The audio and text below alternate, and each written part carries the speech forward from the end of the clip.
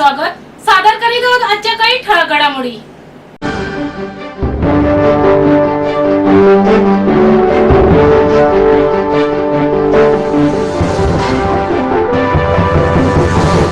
राज्य सरकारच्या वतीने करण्यात आलेल्या विविध पायाभूत कामांची पूर्तता महाराष्ट्र राज्य कंत्राटदार महासंघाचे सदस्य असलेल्या ठेकेदारांनी केली आहे. मात्र त्याची देयक देण्यात चालढकल करण्यात येत असल्याच्या निषेधार्थ महाराष्ट्र राज्य कंत्राटदार महासंघाचे विभागीय अध्यक्ष मंगेश आवळे यांच्या नेतृत्वाखाली ठाणे जिल्हाधिकारी कार्यालयावर मोर्चा नेण्यात आला.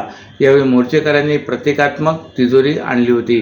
अर्थमंत्री अजित पवार या तिजोरीचे दार उघडा अशी मागणी यावेळी मोर्चेकऱ्यांनी केली. या मोर्चात हजारो लोक सहभागी झाले होते.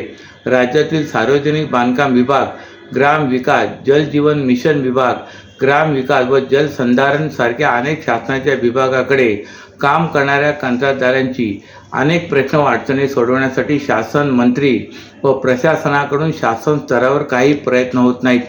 याबाबत शासनात कंत्राटदार महासंघाने वेळोवेळी 5 मागण्यांचा ड्राफ्ट दिला होता. पत्रव्यवहार व बैठकही घेतली होती, परंतु शासन काही करत नाही असा आरोप करून महाराष्ट्र राज्य कंत्राटदार महासंघाने सार्वजनिक बांधकाम कार्यालय ते जिल्हाधिकारी कार्यालय असा मोर्चा काढला होता. मोर्चांनी वाटेत येत असलेल्या महात्मा गांधी, छत्रपती शिवाजी महाराज आणि डॉक्टर बाबासाहेब आंबेडकर यांच्या पुतळ्यास अभिवादन केले. दरम्यान राज्यातील सार्वजनिक बांधकाम विभाग, ग्राम विकास, जल जीवन मिशन, जलसंधारण, स्थानिक स्वराज्य संस्था इथे विकास कामे करणाऱ्या ठेकेदार यांची देयक तातडीने देऊन कंत्राटदार, त्यांचे कुटुंब व त्यावर अवलंबून असणारे व्यावसायिक यांची वर्षानुवर्ष देयकच मिळत नसल्याने होणारी आर्थिक पिळवणूक व उपासमार तातडीने बंद करावी. राज्यातील सर्व विभागाकडील कामे मंजूर करण्याच्या अगोदर त्या कामांना निधीची उपलब्धता असल्याशिवाय शासनाने सदर कामासाठी कोणतीही निविदा प्रक्रिया राबवण्यात येऊ नये आदी मागण्यांचे निवेदन महासंघाने जिल्हाधिकाऱ्यांमार्फत राज्य सरकारला दिले. होलिका उत्सवाला अवघे 2 दिवस शिल्लक असताना रंगाची उजळण करण्यासाठी विविध रंगांनी बाजारपेठा सजल्या आहेत. मात्र बाजारात मिळणाऱ्या रासायनिक अथवा विषारी द्रव्यांनी तयार केलेले रंग आरोग्यासाठी घातक ठरण्याची शक्यता नाकारता येत नाही. अशा रंगामुळे डोळ्यांना इजा, त्वचा विकार अथवा शरीरात गेल्यावर धोकेदायक ठरतो. त्यामुळे पान, फूल, माती आदी नैसर्गिक रंगाची होळी खेळण्याचे आवाहन जिल्हा शल्यचिकित्सक डॉक्टर कैलास पवार यांनी केले. होळीची धामधुमीचा फिवर आता चांगलाच तापला असून गल्लीबोळात उत्सवाची माहोल बघायला मिळतोय. बच्चे कंपनी आतापासूनच धमाल करताना दिसून येत आहेत. मात्र ही धमाल अंगाशी येणार नाही ना याची काळजी घेणे आवश्यक आहे. अंगावर पाणी उडून रंग लावण्याचे प्रकार ठिकठिकाणी बघायला मिळतात. तरी या रंगात रासायनिक रंग अपायकारक ठरतो. कृत्रिम किंवा अजैविक रंग हे ॲल्युमिनियम, पारा, मोर्चूर, जस्त, ॲल्बिपेस्टॉस, कथिल, क्रोमियम, कॅडियम वगैरे धातूपासून बनवले असतात. रासायनिक अथवा विषारी रंगाचे उधळण केल्यावर त्वचेला जळजळ होणे, अंगावर पुरळ येणे, लाल होणे, खाज येणे असा त्रास होऊ शकतो. यासोबतच रंगाची पूड जर खरखरीत असेल तर त्वचेवर ओरखडी ओढू शकतात. डोळ्यांना जळजळ होऊन रंगामुळे डोळ्यांना गंभीर इजा होण्याचा धोका असतो. होळीच्या दिवशी शक्यतो नैसर्गिक किंवा मातीच्या रंगांनी रंगपंचमी साजरी करावी. रंगपंचमी खेळण्याआधी अंगाला नारळ तेल, ऑलिव्ह तेल किंवा बदाम तेल लावावे. त्यामुळे संरक्षणात्मक कवच बनते. रंग खेळल्यानंतर कोमट पाण्याने आंघोळ करा आणि सौम्य साबण वापरा असा सल्लाही जिल्हा शल्यचिकित्सक डॉक्टर कैलास पवार यांनी दिला आहे. कल्याण पूर्वेतील विजयनगर भागात 2 रेडी मिक्सर वाहनांनी 9 वाहनांना धडक दिल्याची घटना ताजी असतानाच रविवारी मध्यरात्री ठाण्यातील पूर्व द्रुतगती महामार्गावर 3 वाहनांची एकमेकांना धडक बसले. हा अपघात इतका भीषण होता की यामध्ये एका कारचा चुराडा झालाय. या अपघातात कारमधील 6 जण जखमी झाले असून त्यामध्ये लहान मुलांचा समावेश आहे. त्यांच्यावर ठाण्यातील खाजगी रुग्णालयात उपचार सुरू आहेत. अपघातामुळे मुख्य मार्गावरील वाहतूक सुमारे 1 तास बंद होती. येथील वाहतूक सेवा रस्त्याने सोडण्यात आली. त्यामुळे काही काळ वाहतूक कोंडी झाली होती. राहुल जावळे, स्वाती जावळे, स्वरा जावळे, शांभवी जावळे, प्रियंका विजय बागुल आणि शौर्य बागुल अशी जखमींची नावे आहेत. हे सर्वजण रविवारी मध्यरात्री कारमधून प्रवास करत होते. ते मध्यरात्री 1:30 वाजण्याच्या सुमारास पूर्व द्रुतगती महामार्गावरील कॅडबरी भागातून वाहतूक करत होते. त्याचवेळी एक माती वाहून नेणारा डंपर मुरुड चेकनाका येथून कशईच्या दिशेने वाहतूक करत होता. या डंपर चालकाचे वाहनावरील नियंत्रण सुटले. त्यामुळे हा डंपर एका मालवाहू ट्रकला आदळला. ट्रक चालकाचे नियंत्रण सुटून तो ट्रक समोरील जावळे यांच्या कारला आदळला. हा अपघात इतका भीषण होता की त्यांच्या कारचा अक्षरशः चुराडा झालाय. घटनेची माहिती मिळताच वाहतूक पोलिसांना मिळाल्यानंतर राबोडी पोलीस ठाण्याचे कर्मचारी, वाहतूक पोलीस ठाणे महापालिकेचे अग्निशमन दल आणि आपत्ती व्यवस्थापन विभागाचे पथक घटनास्थळी दाखल झाले. त्यांनी जखमींना मदत कार्य सुरू केले.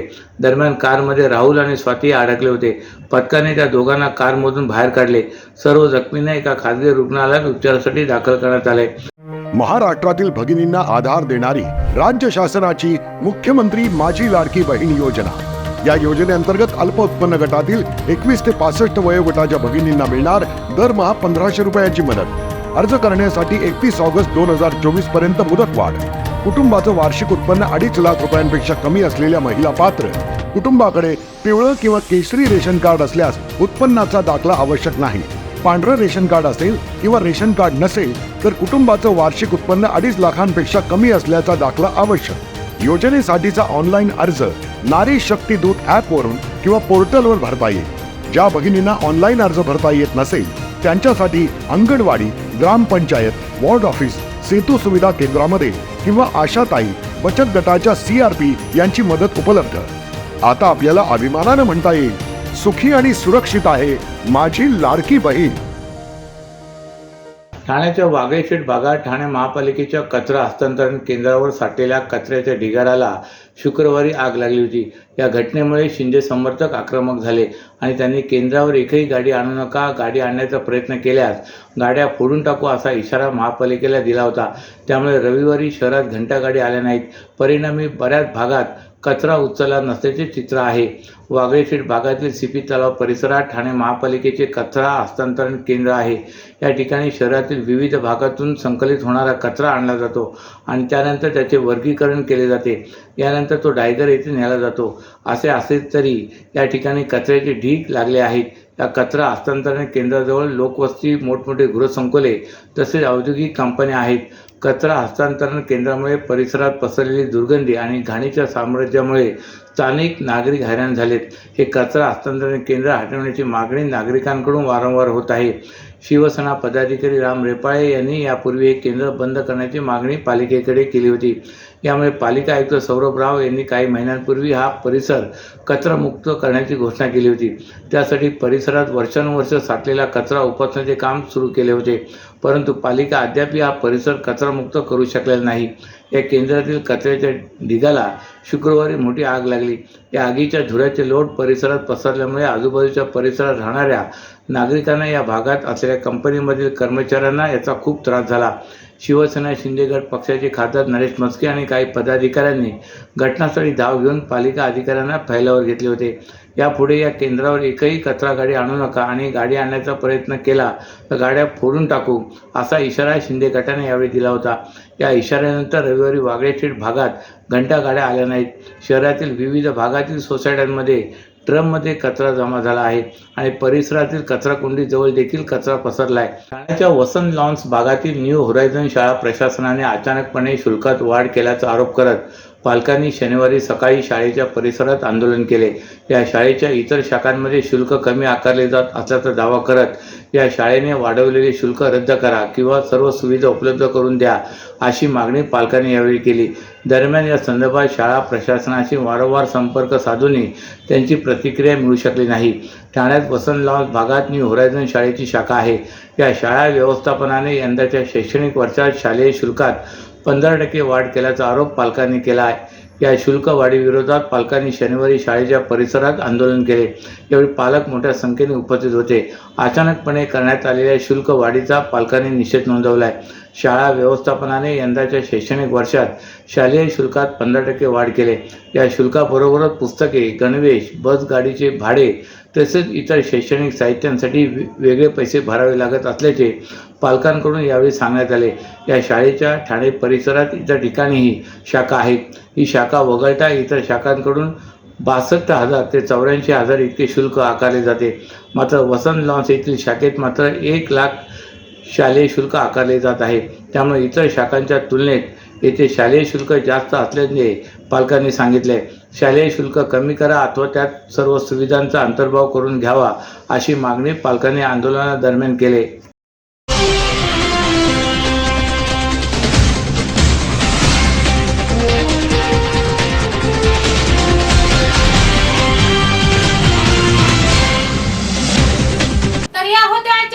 ठळक घडामोडी. तर पुन्हा भेटू याच वेळी याच ठिकाणी. ठाणे दर्पण या वृत्तवाहिनीचे प्रसारण YouTube वर पाहायला विसरू नका.